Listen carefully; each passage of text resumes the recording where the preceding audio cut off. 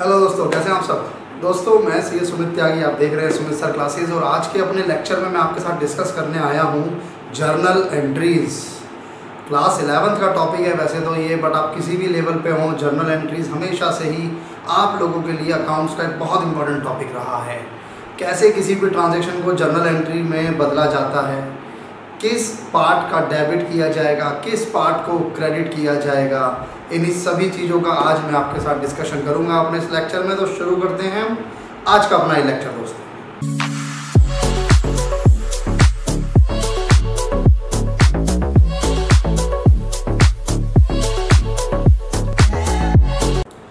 आज के अपने इस लेक्चर में मैं आपके साथ स्टार्ट करने वाला हूं जर्नल एंट्रीज। जर्नल एंट्रीज आपको याद होगा, मैंने आप लोगों के साथ डिस्कस की थी अकाउंटिंग की definition. Accounting is an art of recording. तो वो जो वर्ड था ना रिकॉर्डिंग, वो रिकॉर्डिंग क्या था कि हमें अपनी ट्रांजैक्शंस को क्रोनोलॉजिकल ऑर्डर में, क्रोनोलॉजिकल ऑर्डर से मेरा मतलब है कि जैसे जैसे ट्रांजैक्शन होंगी वैसे वैसे हमें उनको रिकॉर्ड करना होता है। तो वो जो ट्रांजैक्शंस हम रिकॉर्ड करते हैं तो वो रिकॉर्डिंग होती है किस फॉर्म में? वो रिकॉर्डिंग होती है जर्नल एंट्रीज की फॉर्म में। अब ये जर्नल एंट्रीज कैसे फॉर्म होती हैं आपकी ट्रांजैक्शन से, यही हम आज सीखेंगे। तो आपको याद होगा लायबिलिटी, इनकम,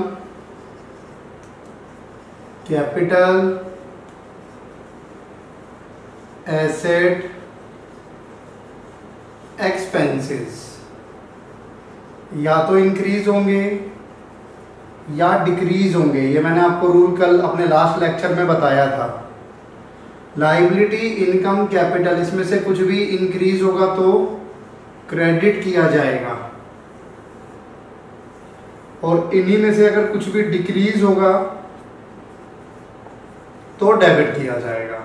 अब ये जो एसेट और एक्सपेंस होते हैं ये इनके अपोजिट चलते हैं। तो एसेट और एक्सपेंस अगर इंक्रीज होंगे तो डेबिट, और एसेट और एक्सपेंस अगर डिक्रीज होंगे तो क्रेडिट। ये आपके रूल्स थे जो हम लोगों ने डिस्कस किए थे अपने लास्ट अप्रोच में। कौन सी अप्रोच होती थी ये होती थी मॉडर्न अप्रोच। मॉडर्न अप्रोच के अकॉर्डिंग अब इसी अप्रोच को यूज करते हुए हम लोग जर्नल एंट्रीज फॉर्म करेंगे। मैं ट्रांजैक्शन आपके सामने रखता हूं। Mister A started business with cash ₹1 lakh. Mister A ने बिजनेस स्टार्ट किया 1 लाख रुपीज लगाकर।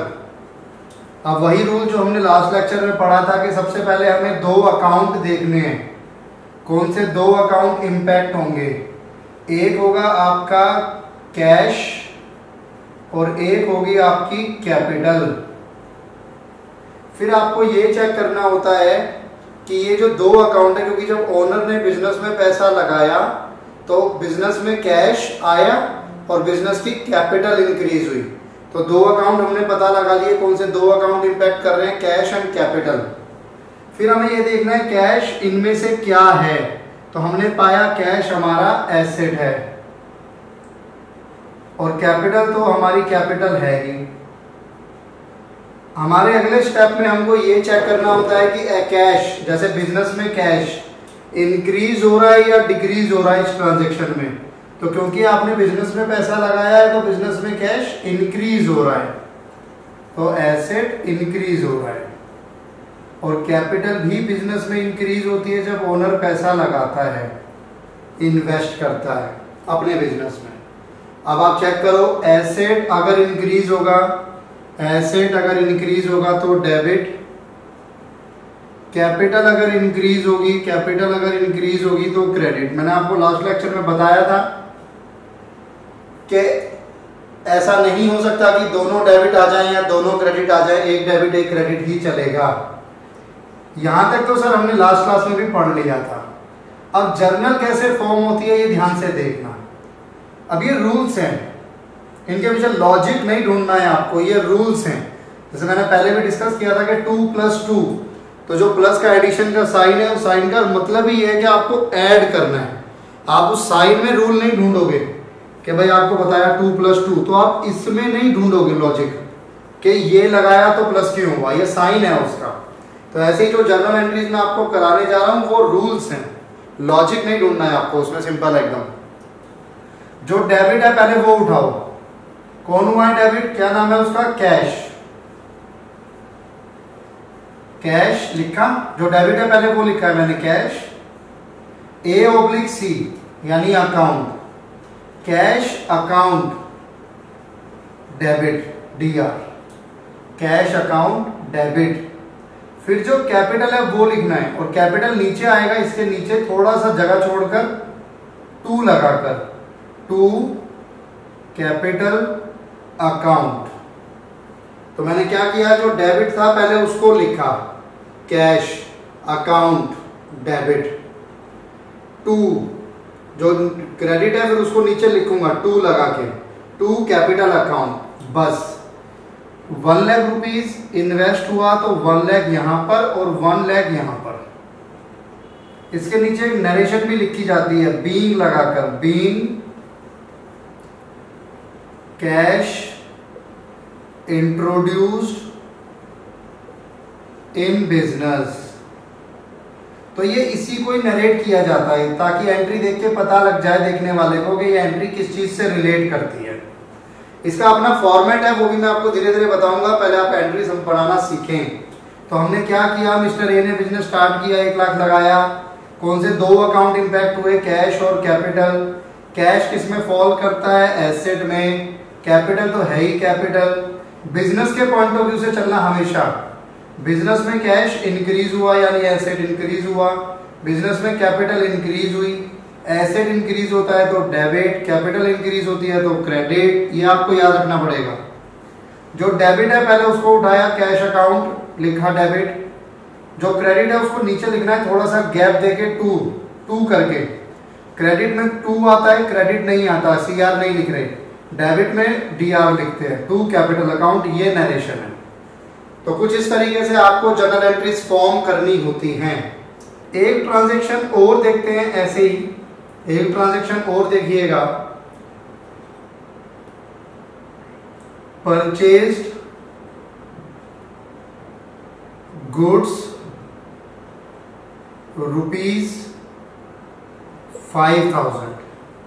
आपने 5,000 के गुड्स परचेज किए हैं, बिजनेस ने 5,000 के गुड्स परचेज किए हैं। सबसे पहले वही सवाल जो आपको अपने आप से पूछना है, कौन से 2 अकाउंट इंपैक्ट होंगे। जब भी आप गुड्स परचेज करोगे तो एक अकाउंट हमेशा ओपन करना, परचेजेस। यहां पर एक स्कोप है कंफ्यूजन का। एज अ स्टूडेंट आप लोगों ने पढ़ा था अकाउंटिंग इक्वेशन में कि जब गुड्स परचेज होते हैं तो स्टॉक अकाउंट ओपन होता है। तो वो बिल्कुल ठीक पढ़ा था, मैं मना नहीं कर रहा हूं, लेकिन जर्नल एंट्रीज में स्टॉक वर्ड नहीं आता, क्योंकि बेसिकली स्टॉक का मतलब होता है माल इकट्ठा किया हुआ रखा है। तो वो ट्रांजैक्शन को शो नहीं करता, वो एक माल को शो करता है, गुड्स को शो करता है। यहाँ हमें ट्रांजैक्शन को शो कराना है। तो जब भी आप गुड्स परचेज करोगे आप जर्नल एंट्री में, तो जर्नल एंट्री में परचेज करना, गुड्स को एक अकाउंट ओपन करना, परचेजेस। और दूसरा, क्योंकि हमने गुड्स परचेज किए, नाम नहीं लिखा जिससे परचेज किए, तो कैश माना जाएगा। तो दूसरा अकाउंट आया कैश। अब 2 अकाउंट है आपके सामने, एक परचेजेस और एक कैश। तो पहले बात करते हैं परचेजेस। परचेजेस, अगर आप गुड्स परचेज कर रहे हो तो इस परचेजेस को किस में डालोगे, liability, income, capital, asset, expense. Purchases को किस में डालना चाहिए, क्या कहती है आपकी अंतरात्मा। परचेजेस को एसेट में डालना चाहिए, कुछ लोग ऐसा कह रहे हैं, और कुछ लोग कहते हैं कि परचेजेस को एक्सपेंस में डालना चाहिए क्योंकि खर्चा होता है। मैं कहता हूं दोनों ठीक है, आप एसेट में डाल लो या एक्सपेंस में डाल लो, देखो रूल तो दोनों पे सेम ही अप्लाई हो रहा है ना, अलग तो अप्लाई हो नहीं रहा। तो अब हमें बताना भी नहीं है, क्योंकि एग्जाम में ना आपको सिर्फ ये शो करनी होती है। एग्जाम में ये जो एक्स्ट्रा मैं लिखवा रहा हूं ये सिर्फ आपकी नॉलेज के लिए है, जब तक आप इसके हैबिचुअल नहीं होते। थोड़े टाइम बाद आप इसके हैबिचुअल हो जाएंगे, आप हम खुद इसको लिखना बंद कर देते हैं। तो अपने को मतलब नहीं है, मैं परचेजेस को एसेट भी मान लूंगा अगर आप एसेट से खुश हैं, मैं इसको एक्सपेंस भी मान लूंगा अगर आप एक्सपेंस से खुश हैं। एसेट क्यों मान रहे हैं? क्योंकि गुड्स खरीद रहे हैं और गुड्स मेरा एसेट है। एक्सपेंस क्यों मान रहे हैं? क्योंकि खरीदना, माल खरीदना ही बिजनेस का सबसे बड़ा खर्चा है। माल खरीदना ही बिजनेस का सबसे बड़ा खर्चा है। तो एसेट या एक्सपेंस, अब देखो एसेट को देखो, अगर आप परचेज कर रहे हो तो एसेट इंक्रीज हो रहा है, डेबिट कर दो, और अगर खर्चा कर रहे हो तो खर्चा भी हो रहा है तो डेबिट कर दो। बात एक ही है दोनों में, क्योंकि एसेट हो या एक्सपेंस दोनों इंक्रीज ही हो रहे हैं। कैश क्या हो रहा है? कैश, कैश क्या है हमारा? कैश हमारा एसेट है। आ रहा है कि जा रहा है? कैश बिजनेस में आ रहा है या जा रहा है? कैश जा रहा है, कैश हमारा डिक्रीज हो रहा है। अब एसेट अगर डिक्रीज होता है तो उसे हम करते हैं क्रेडिट। परचेज हमारा एसेट था या एक्सपेंस था? एसेट का मतलब हो गया कि आपने परचेज किया, आपने गुड्स खरीदे तो गुड्स आए, इंक्रीज हो गया। और एक्सपेंस मैंने लास्ट लेक्चर में भी बताया था कि एक्सपेंस के केस में हम लोगों को इस चीज की टेंशन नहीं लेनी होती कि एक्सपेंस इंक्रीज हो रहा है या डिक्रीज हो रहा है, एक्सपेंस होता है। तो एक तरीके से आप इस चीज को ध्यान रखो कि खर्चा, एक्सपेंस को हमेशा डेबिट ही किया जाएगा, इररिस्पेक्टिव ऑफ द फैक्ट कि एक्सपेंस इंक्रीज हो रहा है या डिक्रीज, क्योंकि एक्सपेंस के साथ ऐसा कुछ नहीं होगा कि इंक्रीज हो रहा है या डिक्रीज, खर्चा होता ही होता है। अब जोड़, जनरल एंट्री कैसे बनेगी? जो डेबिट है पहले उसको लूंगा, तो डेबिट कौन है? परचेजेस, तो परचेजेस अकाउंट डेबिट। जो क्रेडिट है फिर उसे लिखूंगा टू कैश अकाउंट। अमाउंट लिखा था मैंने, यस 5000 की परचेज की थी आपने। Being narration, being goods purchased, आपने गुड्स परचेज की है। नेक्स्ट ट्रांजैक्शन देखते हैं, ट्रांजैक्शन नंबर 3, परचेज्ड फर्नीचर ₹1500। आप लोगों ने फर्नीचर परचेज किया 1500 का। कौन से दो अकाउंट ओपन होंगे? परचेजेस अकाउंट ओपन नहीं होगा। परचेजेस अकाउंट ओपन होता है जब आप गुड्स परचेज करते हो। अगर आपने गुड्स परचेज नहीं किया तो परचेजेस अकाउंट ओपन नहीं कर सकते। यानी गुड्स के अलावा अगर आपने कोई एसेट परचेज किया है तो फिर आप उस एसेट का अकाउंट ओपन करोगे। जैसे यहां पे आपने फर्नीचर परचेज किया है तो जो अकाउंट ओपन होगा वो फर्नीचर का होगा। फर्नीचर मेरा क्या है? एसेट। भाई फर्नीचर भी मेरा एसेट है। अब बिजनेस में फर्नीचर आ रहा है, इनकमिंग, तो एसेट इंक्रीज हो गया। अगर फर्नीचर एसेट इंक्रीज हो जाए तो मैं उसको करूंगा डेबिट। दूसरा अकाउंट बताओ, दूसरा अकाउंट कौन सा होगा? दूसरा होगा कैश। दूसरा अकाउंट होगा कैश, क्योंकि आपने परचेज किया है, परचेज किया है तो पैसा आपकी जेब से गया होगा। तो दूसरा अकाउंट हो गया कैश। और कैश भी मेरा एसेट है, कैश भी मेरा एसेट है, लेकिन इस केस में एसेट आ नहीं रहा, मेरे पास से एसेट जा रहा है, कैश जा रहा है, क्योंकि मैं शॉपकीपर को कैश पे करके आऊंगा। डिक्रीज, और जब एसेट डिक्रीज होता है तो क्रेडिट। तो दो बने यहाँ पे, एक फर्नीचर, फर्नीचर भी एसेट, और दूसरा कैश, कैश भी एसेट। लेकिन अब मैं दुकानदार के पास गया, मैंने उससे 1500 का फर्नीचर परचेज किया, तो फर्नीचर मेरे पास आया, लेकिन मैंने पॉकेट में से निकालकर उसको 1500 दिए, तो 1500 मेरे पास से गए। तो दो एसेट, एक कैश और एक फर्नीचर। फर्नीचर एसेट आया, कैश एसेट गया। एंट्री जो डेबिट है पहले उसको लिखना है। डेबिट कौन है? फर्नीचर। तो फर्नीचर अकाउंट डेबिट। फिर जो क्रेडिट है, क्रेडिट कौन है? Cash, to cash account 1500 being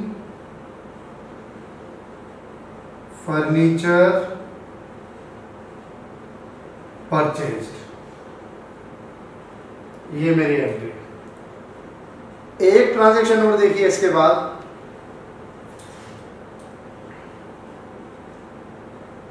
purchased goods from mister B for ₹2000। आपने गुड्स परचेज किए हैं मिस्टर बी से 2000 के, 2000 के। क्या परचेज किए हैं इस बार गुड्स परचेज किए हैं। इस बार एसेट नहीं परचेज किया, इस बार गुड्स परचेज किए हैं। तो जब गुड्स परचेज करते हैं तो कौन सा अकाउंट ओपन होता है? परचेजेस। Very good. और इसमें दूसरा अकाउंट कौन सा ओपन होगा? एक तो परचेजेस हो गया, दूसरा अकाउंट कौन सा ओपन करोगे? इसमें कैश नहीं आएगा क्योंकि आप कैश में परचेज नहीं कर रहे हो। मैं बार बार रहकर आपको ये बात समझा रहा हूं कि अगर पार्टी का नाम गिवन है, जिससे आपने गुड्स परचेज किए उसका नाम गिवन है, तो ये माना जाता है कि आपने गुड्स उधार पर परचेज किए हैं। तो ये कैश में परचेज नहीं हुए हैं, ये उधार पर परचेज हुए हैं। तो यहाँ जब आप उधार पर परचेज करोगे तो जिससे परचेज करा है उसका नाम आएगा। मिस्टर बीज, बी पोस्ट ऑफिस एस के साथ ऐसे लिखना है किसी का भी नाम। परचेजेस मेरा क्या है? एक्सपेंस मान लेते हैं, एसेट भी मान सकते हैं। एक्सपेंस हो रहा है तो डेबिट। मिस्टर बी मेरे कौन बनेंगे? लाइबिलिटी बनेगा। बोलता क्या हूं मैं उनको प्यार से? क्रेडिटर्स। लाइबिलिटी वो लोग जिनसे मैंने माल खरीदा लेकिन पैसे अभी नहीं दिए, पैसे दूंगा इन फ्यूचर। तो जब इन फ्यूचर पैसे दूंगा तो आज के लिए वो मेरी लाइबिलिटी हो गई, मेरे क्रेडिटर्स हो गए। और लाइबिलिटी इंक्रीज हो रही है, लाइबिलिटी इंक्रीज हो रही है तो मैं उसे क्या कर दूंगा? क्रेडिट कर दूंगा। अब एंट्री बनी मेरे पास, जो डेबिट है पहले उसे लिख लो, परचेजेस अकाउंट डेबिट। फिर मिस्टर बी को लिखना, mister B's account, purchases account debit to mister B's account 2000। देखो जब आप किसी से उधार पर माल खरीदते हो, मान लो मैंने मिस्टर बी से माल खरीदा उधार पर 2000 का, तो मेरे कंधों पर, मेरे ऊपर उधारी आ गई 2000 की। अब अगर इन फ्यूचर मैंने मान लो मिस्टर सी से भी माल खरीदा उधार का 4000, तो फिर मेरी उधारी कितनी हो जाएंगी? 2000 पहले की और 4000 अगली, 6000। यानी जब जब आप उधार पर माल खरीदोगे तो आपकी लाइबिलिटी, आपकी उधारी इंक्रीज होगी। तो इसीलिए हमने जब उधार पे खरीदा तो हमारी क्रेडिटर, हमारे लाइबिलिटी इंक्रीज हुए, और लाइबिलिटी इंक्रीज होती है तो मैं उसे क्रेडिट करता हूं। एक ट्रांजैक्शन और देखिएगा, transaction number 5, goods sold to mister C for ₹3000। आपने अब की बार गुड्स को सोल्ड किया है मिस्टर सी को। जब आप गुड्स को सोल्ड करोगे उस केस में हम एक अकाउंट ओपन करेंगे और वो अकाउंट होगा सेल्स का। ध्यान रखिएगा, अकाउंटिंग इक्वेशन में आप गुड्स को परचेज करते थे तो भी स्टॉक, अगर आप गुड्स को सोल्ड करते थे तब भी स्टॉक। यहां पे ऐसा नहीं है। अगर आप गुड्स को परचेज कर रहे हो तो परचेजेस, अगर आप गुड्स को सोल्ड कर रहे हो तो सेल्स। अब सेल्स, जैसे परचेजेस आपका एक्सपेंस होता था तो सेल्स आपकी मेन इनकम है। इनकम हो रही है तो क्रेडिट। लेकिन कुछ लोग कहते हैं कि नहीं सर, हम तो एसेट की तरह समझना चाहते हैं, क्योंकि हमने जब गुड्स परचेज किया था तो उसको एसेट की तरह समझा था। तो ठीक है जी, सेल्स में एसेट, आपके जो गुड्स हैं, जो एसेट है, वो जा रहे हैं बाहर, तो वो डिक्रीज हो रहे हैं, तो भी क्या करोगे, जब एसेट डिक्रीज होता है तो क्रेडिट। ऐसे कर लो या ऐसे कर लो, आएगा क्रेडिट ही। अगर जैसे तैसे करके आप डेबिट ले भी आए तो आपने गलती करी है, क्योंकि आएगा तो क्रेडिट ही। दूसरा अकाउंट बताओ भाई कौन सा खुलेगा। अगर आप मिस्टर सी को गुड सोल्ड करते हो उधार पर, तो दूसरा अकाउंट कौन सा खुलेगा। शिट, मैंने आंसर दे दिया उधार बोल के। उधार पर आपने सोल्ड किया है, क्योंकि यहां पे नाम गिवन है। तो दूसरा अकाउंट आपका डेटर का है, मिस्टर सी के नाम से आएगा। आपके डेटर हैं, और डेटर होता है आपके एसेट, इंक्रीज हो रहे हैं, डेबिट किया जाएगा। जो डेबिट होगा पहले उसको लिखना है, mister C's account debit to sales account. Mister C's account debit to sales account ₹3000 being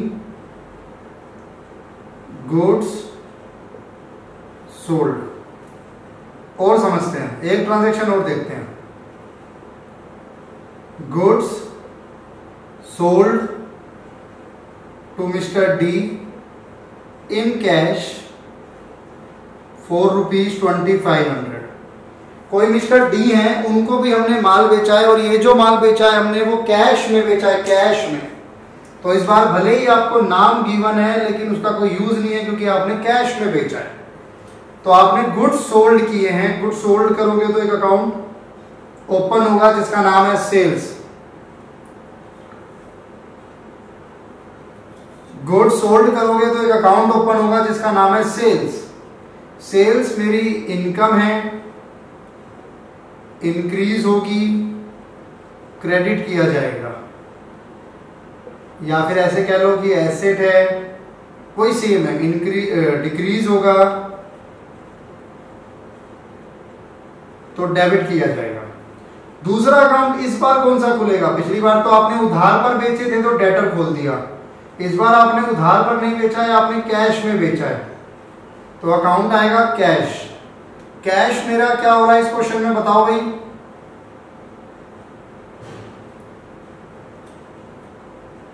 increase हो रहा है। अब एसेट इंक्रीज हो रहा है तो मैं उसे क्या करूंगा, डेबिट। तो पिछली ट्रांजैक्शन में मिस्टर सी आया था, इसमें मिस्टर डी नहीं आ रहा। रीजन सिंपल है कि पिछली ट्रांजैक्शन में आपने उधार पर बेचा था, उधार पर ऑन क्रेडिट, तो वहां पे जिसको बेचा था उसका नाम आ गया। लेकिन इस बार आपने उधार पर नहीं बेचा है, आपने नकद में बेचा है, आपने कैश में बेचा है। तो जब कैश में बेचा है तो पार्टी का नाम नहीं आएगा, डी का नाम नहीं आएगा, कैश आएगा। एंट्री बनी डेबिट वाला पहले, cash account debit to sales account 2500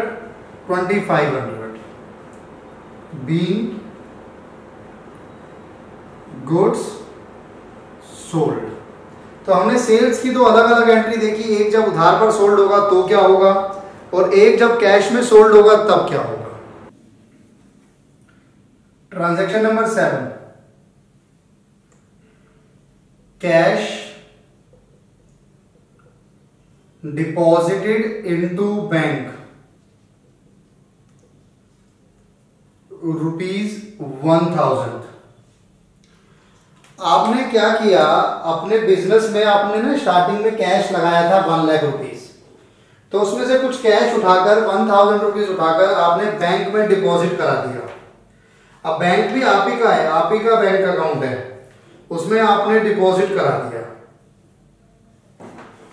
तो मुझे बताओ, जब आपने कैश उठाकर बैंक में जमा करा दिया तो इसका डबल इफेक्ट क्या रहेगा। जब आपने कैश उठाकर बैंक में जमा करा दिया तो कौन से दो अकाउंट ओपन होंगे,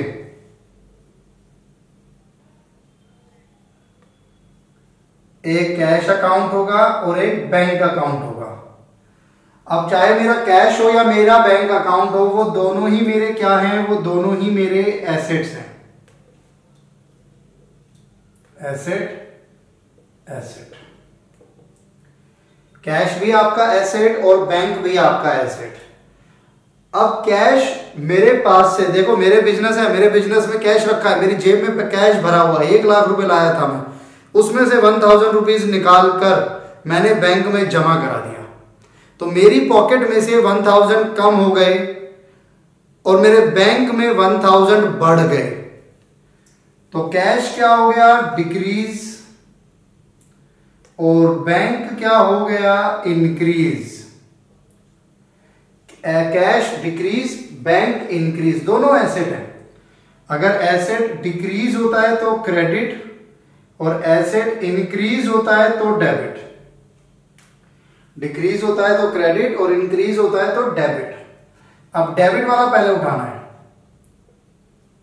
तो bank account debit to cash account, bank account debit to cash account, 1000 being cash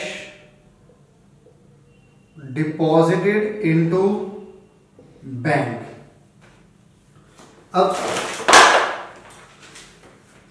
अब इसी की तरह एक एंट्री और देखो,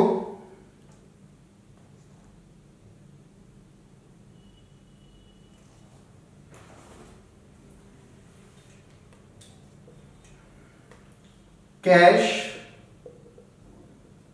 withdrew from bank for office use ₹500। अब जो आपने अपने बैंक में पैसा जमा कराया था, अब उसमें से आपने 500 वापस निकाल कर ले आए अपने ऑफिस के इस्तेमाल के लिए। तो यहां पर क्या हुआ, यहां पे भी सेम है, बस वाइस वर्सा, रिवर्स हो जाएगा, उल्टा हो जाएगा। यहां पे भी सेम है, बस उल्टा हो जाएगा। आप बैंक में गए, आपने बैंक में से पैसा निकाला, तो आपके बैंक में पैसा कम हो गया और कहां बढ़ गया, आपके पॉकेट में, आपके पास कैश आ गया। अकाउंट वही दोनों चलेंगे, एक कैश और एक बैंक, अभी भी दोनों मेरे एसेट्स ही हैं, दोनों एसेट हैं। अब की बार कैश इंक्रीज हुआ है क्योंकि कैश मेरे बिजनेस में वापस आया, और बैंक डिक्रीज हो गया क्योंकि बैंक में से मैंने पैसा निकाल लिया था। तो जब एसेट इंक्रीज होता है तो डेबिट और डिक्रीज होता है तो क्रेडिट। अब की बार डेबिट किसने कहा हमने, कैश को, तो पहले लिखेंगे कैश को, cash account debit to bank account 500 being cash withdrew from bank.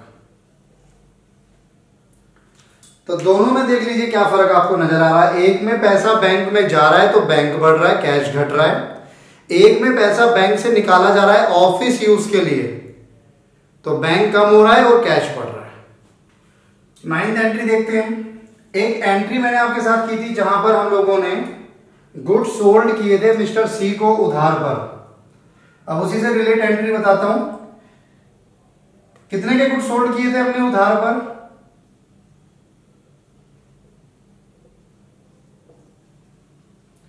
Cash received from mister सी ₹3000।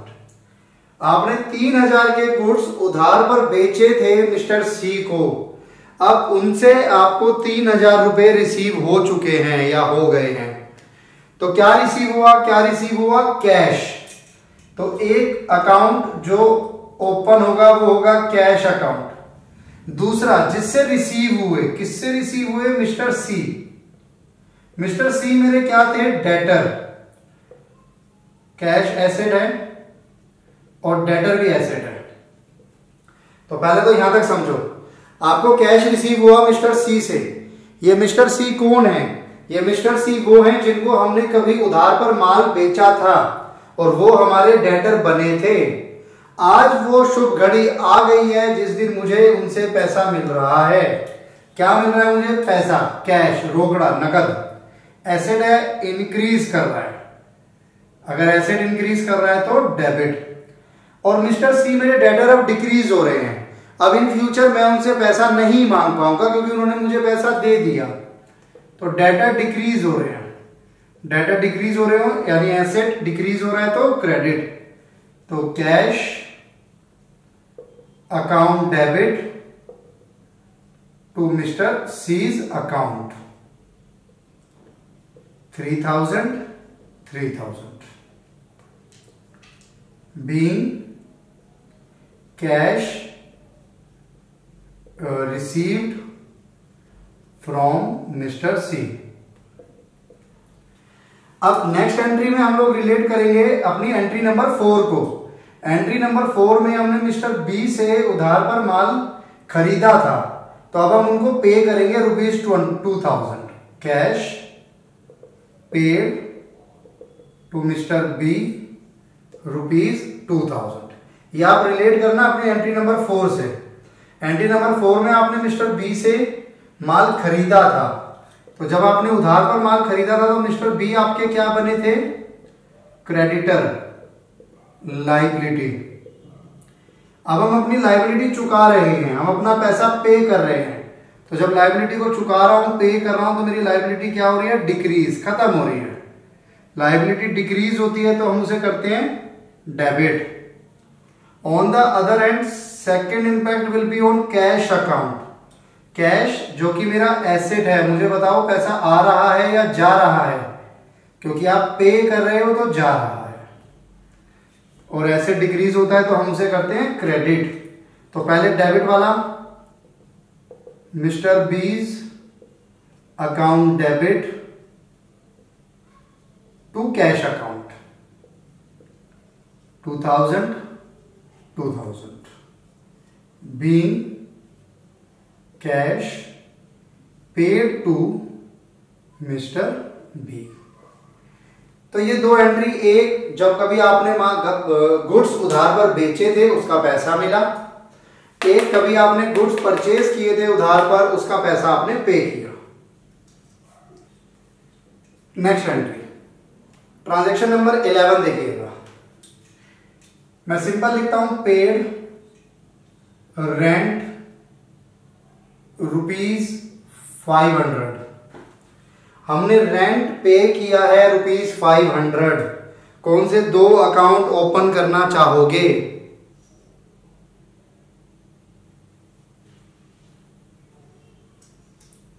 दूसरा कैश। बिल्कुल ठीक जवाब आप लोगों का। दो अकाउंट ओपन होंगे, एक कैश और एक रेंट। रेंट को किस में क्लासिफाई करूंगा? एक्सपेंस में। मैंने रेंट पे किया तो रेंट मेरा क्या बन गया? एक्सपेंस। और कैश तो मेरा एसेट होता ही है, कैश मेरा एसेट होता है। Now because you are paying cash, so cash your asset will decrease, और ऐसे डिक्रीज होता है तो क्रेडिट। रेंट मेरा एक्सपेंस, और मैं बार बार कह रहा हूं एक्सपेंस हो रहा है मतलब इंक्रीज है तो डेबिट। एक्सपेंस हो रहा है तो डेबिट। तो रेंट डेबिट हुआ, rent account debit to cash account 500 being rent paid. अब यहां रेंट की जगह कुछ भी हो, रेंट की जगह सैलरी हो, पेड सैलरी तो salary to cash, paid wages तो wages to cash, paid interest तो इंटरेस्ट टू कैश, सब सेम चलेगा। एक और देखिए ट्रांजैक्शन, इंटरेस्ट रिसीव्ड ₹1500। इस बार आपको इंटरेस्ट पता है क्या होता है? इंटरेस्ट को कहते हैं हिंदी में ब्याज। मैंने कभी किसी को उधार में पैसे दिए होंगे तो उससे ब्याज मिल रहा है, या मेरा जो पैसा बैंक में पड़ा है उस पर इंटरेस्ट मिल रहा है, इसे कहते हैं इंटरेस्ट मिलना। इंटरेस्ट मिलना मेरी क्या है? इनकम है। बिल्कुल ठीक, इंटरेस्ट मिलना मेरी इनकम है। तो एक अकाउंट आपका ओपन होगा इंटरेस्ट जो कि आपकी इनकम है, हो रही है। इनकम होती है तो क्रेडिट, इनकम होती है तो क्रेडिट। दूसरा, क्योंकि आपको रिसीव्ड हुआ तो क्या रिसीव्ड हुआ होगा? कैश। कैश मेरा एसेट है, रिसीव हुआ तो कैश क्या हो रहा है? आ रहा है। तो इंक्रीज कर दीजिए, एसेट इंक्रीज होगा तो debit. Cash account debit to interest account 1500 being interest received, being interest received. अगर मैं इसके फॉर्मेट की बात करूं तो देखो, जर्नल एंट्रीज का फॉर्मेट कुछ इस तरीके से होता है। आप हेडिंग डालते हो जर्नल एंट्रीज, डेट,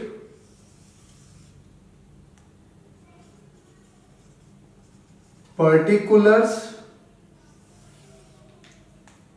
एक आता है लेजर फोलियो, एलएफ होता है लेजर फोलियो। इन फ्यूचर बताऊंगा इसका क्या मतलब है, आज नहीं बताऊंगा अभी। डेबिट, क्रेडिट, हाँ ये जरूर बता दूंगा कि एलएफ आपको लिखना है, लेकिन इसके अंदर कुछ नहीं आएगा, ये हमेशा ब्लैंक चलता है। बट इसका मतलब भी क्या होता है वो भी समय आने पे बताऊंगा। कुछ इस तरीके से आपके जर्नल एंट्रीज का फॉर्मेट होता है, date, particular, LF, debit, credit. मान लो मैं इसी को, इन्हीं एंट्री को लिखता हूं, तो जैसे ये एंट्री थी रेंट टू कैश, अगर मैं लिखता तो मैं इसमें कैसे लिखता? डेट डालता, जो भी डेट है, rent account debit to cash account, और यहां पर लिखता ये वाला अमाउंट 500 डेबिट वाला, और यहां पर लिखता क्रेडिट वाला। यहां नरेशन लिख देता बीइंग रेंट पेड, और इस तरह से मैं इसको बंद कर देता। फिर मैं नेक्स्ट ट्रांजैक्शन देखता, मेरी नेक्स्ट ट्रांजैक्शन क्या है? Cash account debit to interest account, तो फिर मैं लिखता cash account debit to interest account, amount लिखता 1500 डेबिट वाला और यहां पर क्रेडिट वाला, और यहां पे नरेशन लिख देता, फिर मैं इसको बंद कर देता। ऐसे चलता रहता है। तो कुछ इस तरीके से आपको फॉर्मेट नजर आएगा जर्नल एंट्रीज का। आप अपनी बुक जो भी आप पे हो, टीएस ग्रेवाल, डीके गोयल, जो भी बुक हो आपके पास, अगर आप उसमें देखोगे तो इलस्ट्रेशन देखना, आपको फॉर्मेट नजर आएगा। तो दोस्तों ये आज का हमारा लेक्चर यहाँ पे समाप्त होता है। हमने जर्नल एंट्रीज की स्टार्टिंग की है, धीरे धीरे अपने अगले लेक्चर्स में हम इसका लेवल बढ़ाएंगे। रिवाइज करते रहिएगा, चैनल को सब्सक्राइब कीजिए, लाइक कीजिए, वीडियो को शेयर कीजिए ज़्यादा से ज़्यादा। मिलते हैं अपने नेक्स्ट वीडियो लेक्चर में। थैंक यू दोस्तों, तब तक के लिए।